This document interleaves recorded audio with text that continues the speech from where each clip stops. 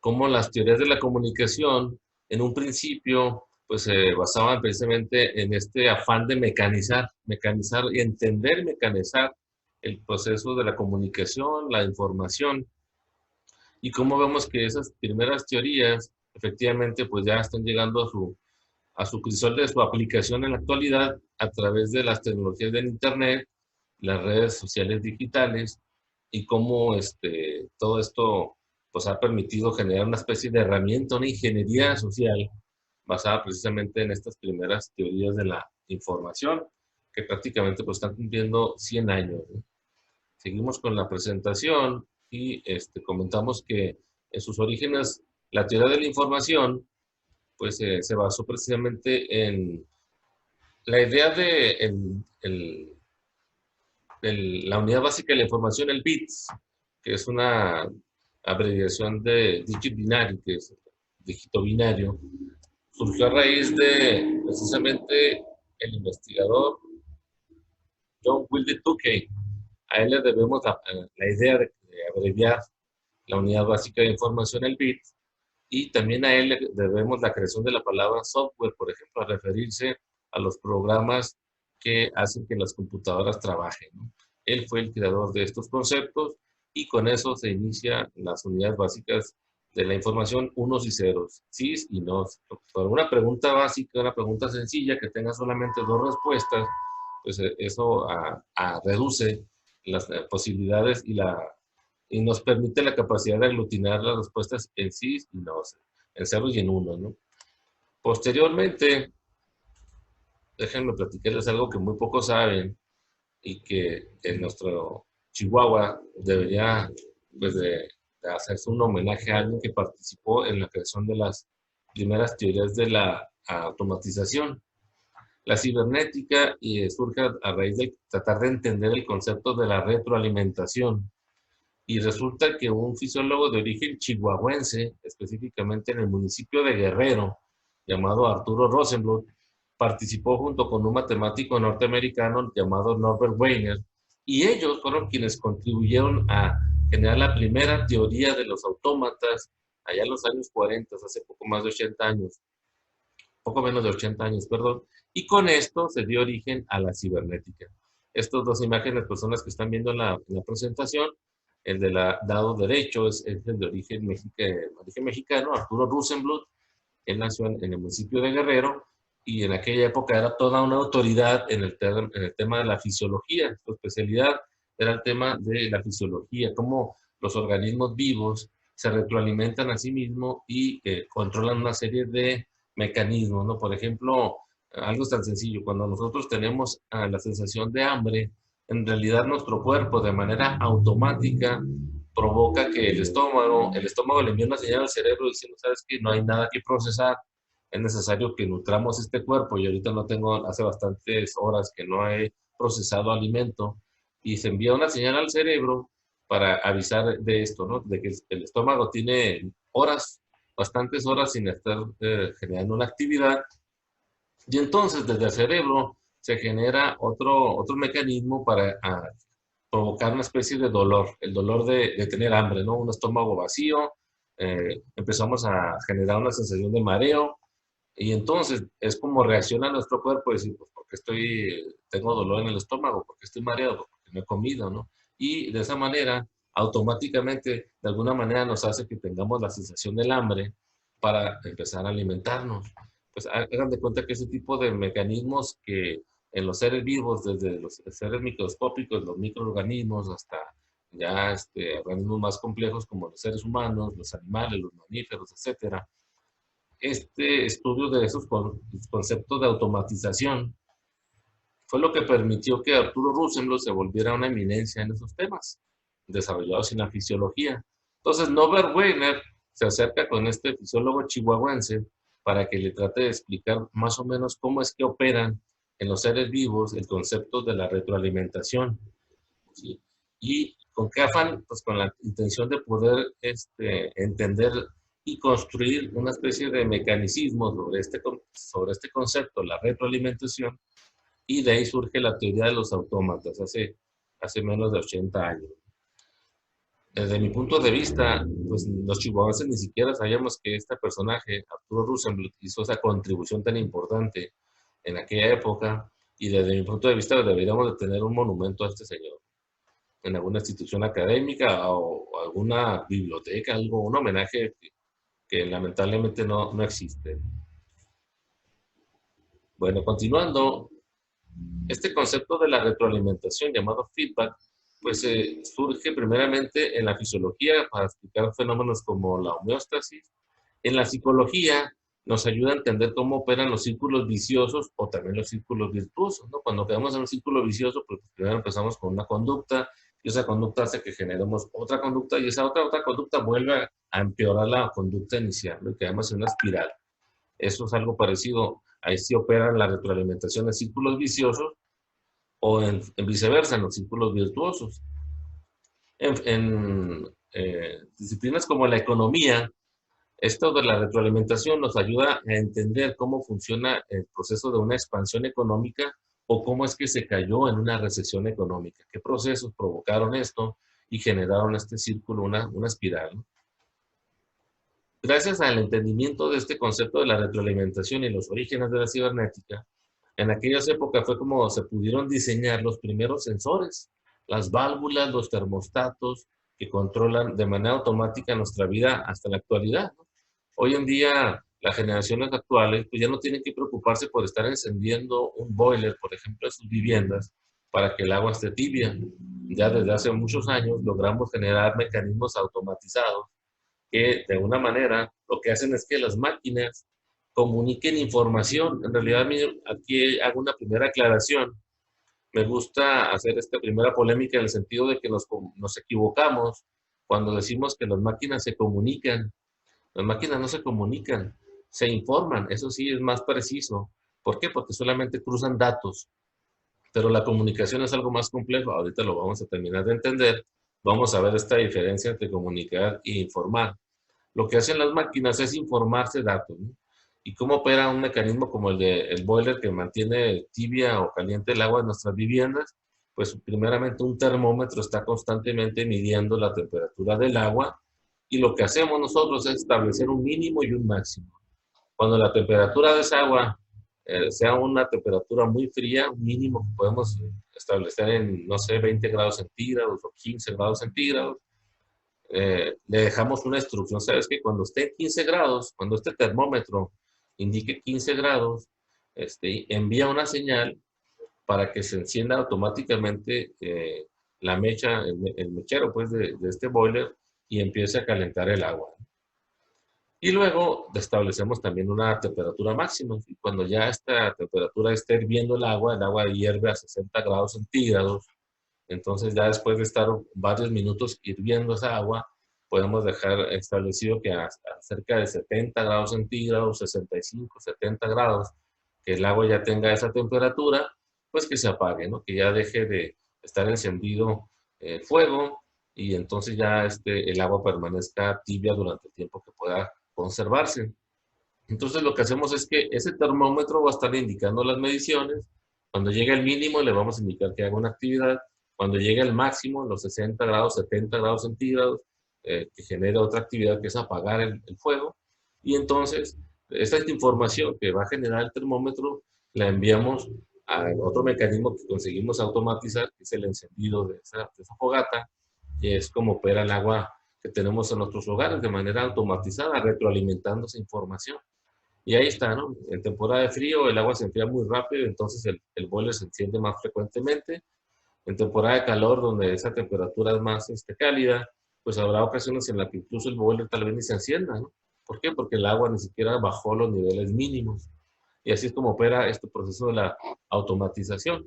Pues esos mecanismos que hoy en día tenemos gracias a estos ingenieros, a estos científicos investigadores, y donde un chihuahuense, reitero este asunto, ¿no? Un chihuahuense tuvo un papel importantísimo en el inicio del entendimiento de esto de la cibernética con el tema de la retroalimentación.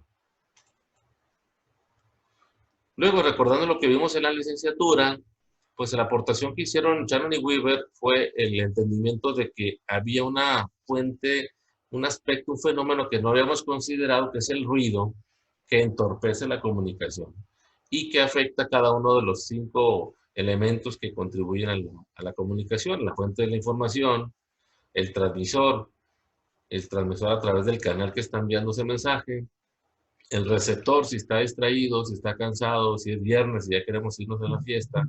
Pues hay elementos que hacen que tengamos una especie de ruido, o ahorita lo vamos a recordar, y que el mensaje no sea debidamente atendido. Entonces, la aportación más importante de Shannon y Weaver pues fue entender que había un ruido, unas barreras que hacen que la comunicación no sea tan eficiente. Y de eso pues data hace 70 años, ¿no? En 1949 fue cuando llegaron a esta conclusión. Recordando un poco lo que se vio en la licenciatura, estas barreras que señalaban Shannon y Weaver en su modelo de la comunicación, la primera de ellas es la fisiológica, se refiere pues a temas como los malestares. Si tenemos hambre ahorita, a estas horas, estamos cansados porque fue una semana de mucho trabajo, o si tenemos alguna discapacidad, pues esa barrera fisiológica impide que prestemos atención a un mensaje.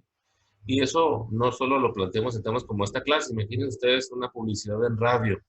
¿Sí? Sale un anuncio que dura 40 segundos en la radio, 30 segundos, y resulta que como estamos cansados o tenemos hambre, pues no prestamos atención a ese mensaje que estamos escuchando en la radio. Y entonces ahí, a pesar de que el mensaje fue enviado correctamente, el volumen de la transmisión era el adecuado, pero nuestra situación fisiológica de tener hambre o tener cansancio, pues hace que ese mensaje no llegue, ¿no? Estamos distraídos. Otra segunda barrera, recordaremos, fue la barrera psicológica, que parecida a la anterior, pues se refiere, pero más bien a cuestiones psicológicas. Si estamos tensos, si algo nos hace que estemos enojados, si estamos angustiados por el tema del coronavirus o porque no pudimos hacer una actividad, si estamos tristes, tuvimos una pelea con nuestra pareja, estamos preocupados por algo nos puso tristes, pues esa otra barrera lo mismo aplica, ¿no?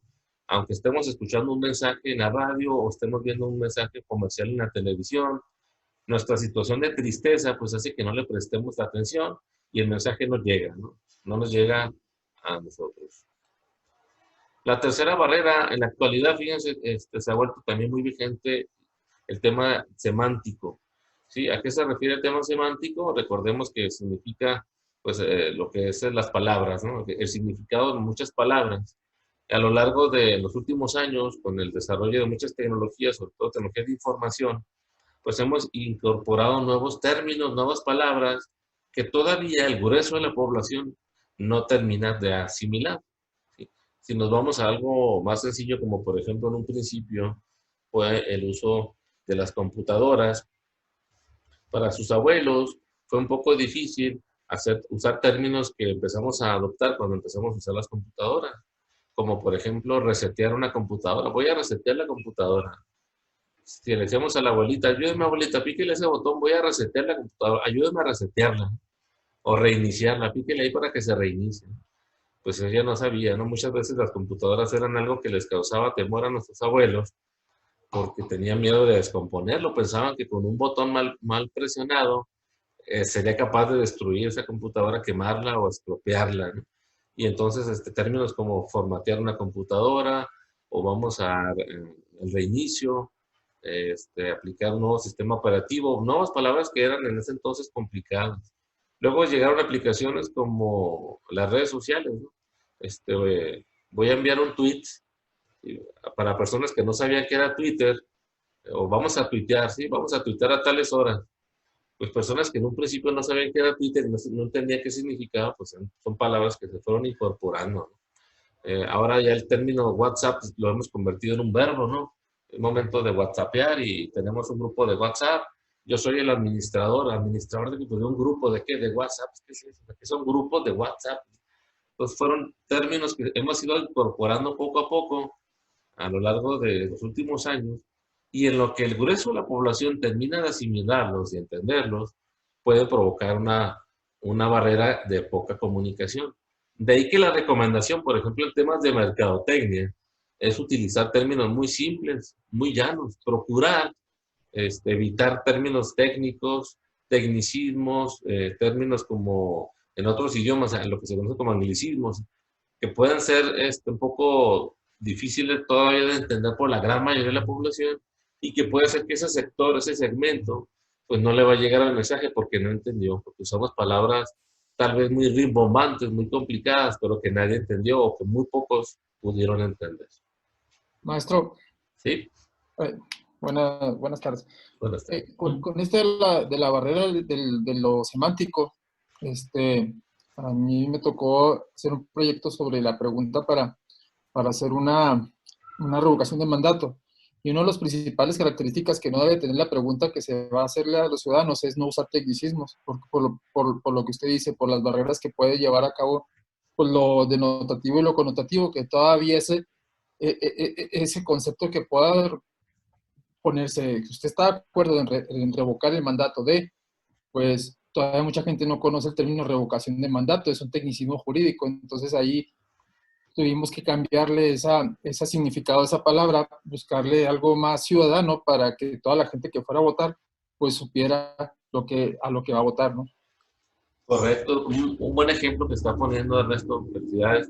Efectivamente, en temas legislativos muchas veces se utilizan términos que incluso yo, mi compañera Michelle me recordará que tal vez en alguna ocasión he hecho comentarios en ese sentido, que no terminamos de entender y que todavía no sabemos por qué se aplicaron. En sesiones, por ejemplo, legislativas, donde los diputados de nuestro Congreso de Chihuahua hacen la redacción de nuevas leyes, de repente usan términos como, por ejemplo, económico. Económico que sea, turnes esta iniciativa de ley a tal comisión, ¿no? Y yo, por ejemplo, no termino de entender a qué se refiere esto de económico. O sea, económico, ¿qué tiene que ver con la redacción de una nueva ley, de una iniciativa? Y por qué surgió el uso de esa palabra, económico? O sea, económico, pues, ¿por qué? Y entonces, si nosotros que tenemos años viviendo la actividad periodística, todavía no terminamos de entender por qué se utilizan algunos vocablos, pues el resto de la población, olvídese, o sea, no termina de entender eso y tal vez sea más complicado enviar un mensaje así. Y entonces, pues estamos precisamente en esa iniciativa, estos ejemplos que usted plantea y otros que estamos comentando, nos ayudan a entender esto, lo importante que es considerar la barrera semántica y que muchas veces muchos profesionales de la mercadotecnia que se están incorporando a la actividad profesional, como todavía no tienen la experiencia, no se dan cuenta de eso, ¿no? Piensa que muchos términos que están muy de moda son nuevos, son novedosos, son los adecuados para iniciar una campaña, un lema de una nueva marca, de un producto, o el lema de una campaña política para un candidato, etcétera. Y no se dan cuenta que muchas veces el mensaje no va a llegar porque no todos lo entienden. Muy bien, continuamos. Otra de las barreras que se refiere a la barrera técnica, ¿no? Donde muchos elementos pueden afectar la mala comunicación de un mensaje, sobre todo en temas visuales. Vemos que una mala iluminación en una sala o una barrera como puede ser la que nos falla aquí la fibra óptica o el internet, pudiera ocasionar que la transmisión del audio o de las imágenes pues venga diferido, ¿no? Entonces, todo eso afecta al tema de la comunicación de un mensaje. Finalmente, la última barrera, si lo recuerdan ustedes, pues se refiere al tema también ambiental, ¿no? La cuestión del entorno tiene mucho que ver. Estamos en una situación de mucho calor, por ejemplo, durante el verano, y ustedes se dirigen a un público donde van a dar una conferencia en un auditorio y resulta que la calefacción, la ventilación no es la adecuada y el público está un poco acalorado porque están encerrados ahí, pues olvídense. Bien pudiéramos traer aquí a un científico muy elocuente, el mejor, el científico que sepa comunicar sus ideas, pero ante una situación así, pues vamos a estar nosotros incómodos porque vamos a estar acalorados, o al contrario, ¿no? Si en tiempo de frío no se tiene la suficiente calefacción, pues vamos a estar ahí congelados de frío, y entonces, aunque venga el mejor expositor, pues no le vamos a prestar atención hasta que no esté la situación cómoda. De ahí que muchos, por ejemplo, cuando hay un conferencista que va a impartir una cátedra, una plática, no sé si ustedes se han percatado, los que tienen experiencia en ese detalle, si se percatan de que el público acaba de llegar y en lo que termina de acomodarse y establecerse y todo, y pues estar a lo mejor desconectarse de su celular, etcétera, ellos se percatan de eso y en un principio es como meramente una introducción busca que la gente se establezca, no entra de lleno en materia hasta que ya percibe que ya toda la atención está fija, ¿no? Que ya la población finalmente, el público asistente, está totalmente dispuesto a escuchar la conferencia o la plática y entonces ya entra de lleno en la materia, ¿no? Prosigamos con la exposición. Por si no lo recordaban, pues aquí esta primera clase nos va a servir para hacer una especie de recordatorio, ¿no? Las diferencias entre comunicar e informar, aquí lo que yo les decía, porque a veces erróneamente usamos el término de que las máquinas se comunican, las máquinas no se comunican, y aquí está la explicación. Sí, la diferencia entre informar y comunicar, la primera que podemos establecer es que la información es meramente descriptiva, mientras que la comunicación es más a lo significativo. Ejemplo, ahí lo que nos muestra la imagen, un diálogo ficticio entre dos personas en donde hablan en términos informáticos, en términos de datos, ¿no? Una puede decir, ¿sabes qué? Hoy amaneció a -2 grados centígrados. Ya por el mes de diciembre o en enero estaremos hablando así. Y la otra le responde, según esto, en base a la información que ella tuvo, dice, sí, mañana se pronostica -4 grados centígrados. Esta será una información, un diálogo ficticio, pero no entre seres humanos. Nosotros no hablamos en esos términos, si ustedes se fijan, no hablamos exactamente de, no, sabes que hoy me chequé antes de levantarme y antes de venir a trabajar con ustedes, revisé la temperatura exacta y creo que es valioso que ustedes sepan que amaneció a -2 grados. No, no hablamos así. ¿Cómo hablamos los seres humanos? Si queremos hablar sobre el tema del clima, lo que significa eso, ¿no? Hoy hizo frío, amaneció fresca la mañana. Y la respuesta sería, no, y prepárate, según lo que investigué, mañana va a estar más frío. ¿Vale? Así es como hablamos, ¿no? Lo que significan estos datos, -2 grados centígrados, -4 grados centígrados, lo que significa. Entonces, es una cosa muy diferente, pues es informar, que se enfoca en el aspecto descriptivo, los datos, las cifras, las cantidades, mientras que lo comunicativo se refiere a lo que significan estas cifras. Otro ejemplo nos ayuda a entender esto. La información se dice que principalmente es cuantitativa, ¿sí? Las cifras, las cantidades, y entonces se limita a nuestro plano intelectual, entender eso, ¿no? ¿Qué significan tantas cantidades? Y todo. Mientras que la comunicación es cualitativa, ¿sí? Alcanza, además del terreno intelectual, pues el aspecto físico, el aspecto emocional, ¿sí? Y entonces hay quienes dicen que ahí es donde está detenido precisamente el avance de la inteligencia artificial. Sí, hemos construido máquinas que desarrollan el plano intelectual muy bien, ¿eh? Que saben aprovechar la posibilidad de calcular cifras, hacer algoritmos y todo esto, pero difícilmente vamos a poder hacer que una máquina desarrolle el terreno emocional. ¿Cómo hacer que una computadora, un robot, se emocione, se ponga contento como nosotros? Pues porque ya es viernes, ¿eh? Ya es viernes y el cuerpo lo sabe, decimos nosotros los viernes.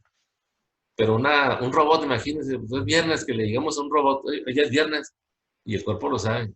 Pues para el robot lo mismo es viernes que sea lunes, ¿eh? Para ellos no entienden el significado de que el día siguiente pues es sábado, descansamos, vemos a amigos, vamos a una fiesta, hacemos alguna actividad recreativa. Para ellos no les representa una emoción de ser viernes, ¿no? O de cansancio, por ejemplo, el cansancio de una máquina pues no se cansa, ¿no? La necesidad de descansar. Después de tantas horas de trabajo, de repente sentimos necesidad de tomar un descanso, una siesta, y eso después de la siesta recargamos pilas y otra vez estamos un tonto así, hiperactivos. Ese tipo de comportamientos emocionales las computadoras y los robots no lo van a experimentar. Pongo un ejemplo muy sencillo también, otro que nos ayuda a entender también esto, ¿no? En una situación, por ejemplo, donde se requiera llevar a cabo un reflejo para rescatar algo, ¿no? Un vaso. Tenemos un vaso en el escritorio, por alguna razón tuvimos un descuido y lo empujamos con el brazo, pero alcanzamos a percibir que con una maniobra de reflejo podemos alcanzar a rescatar ese vaso, ya sea con el otro brazo, atraparlo o atravesarle una pierna tal vez, o un pie, y podemos hacer que no se quiebre, ¿no? El reflejo, esa actividad que llevamos a cabo, un reflejo, los seres humanos, va enlazada a las emociones. ¿Por qué enlazada a una emoción? Pues porque sentimos que si no hacemos el esfuerzo de salvar ese vaso, de que no se caiga y no se quiebre, nos va a tocar el trabajo de recogerlo, algo. O el peligro de que a un niño o a uno de nosotros nos cortemos, nos accidentemos con esos vidrios que están ahí rotos, ¿no? Entonces la emoción que es una preocupación de que ese vaso se quiebre, o si era una pieza valiosa de alguien y se nos quiebre un celular y se caiga y se quiebre, se genera una emoción que es una preocupación y de ahí nuestro cuerpo responde con un reflejo. Sin embargo, ¿cómo hacemos que un robot, al ver caer un vaso o al ver caer un celular o un monitor, una computadora, etcétera, cómo hacemos que él se preocupe e intente con un reflejo tratar de que no se quiebre ese vaso, ¿no? O sea, va a ser prácticamente imposible generar esa sensación de generarle una preocupación, una emoción a ese robot para que responda con un reflejo como lo hacemos nosotros. Entonces, de ahí, pues, concluyendo lo que les decía al principio, cuando nos refiramos a los datos que se cruzan entre las máquinas, entre las computadoras, entre dispositivos, creo que lo más preciso en el tema lingüístico es usar la palabra información. Las máquinas se informan, sí, se informan, pero la comunicación entre ellas no existe, no se comunica. La comunicación es algo más. Bueno, entonces, información, comunicamos información y no es al revés, o sea, no informamos comunicación. Decía Chomsky, otro de los gurús de la comunicación, y precisamente atenuando más esta diferencia. El análisis de contenido, esto lo vamos a dejar para la siguiente clase,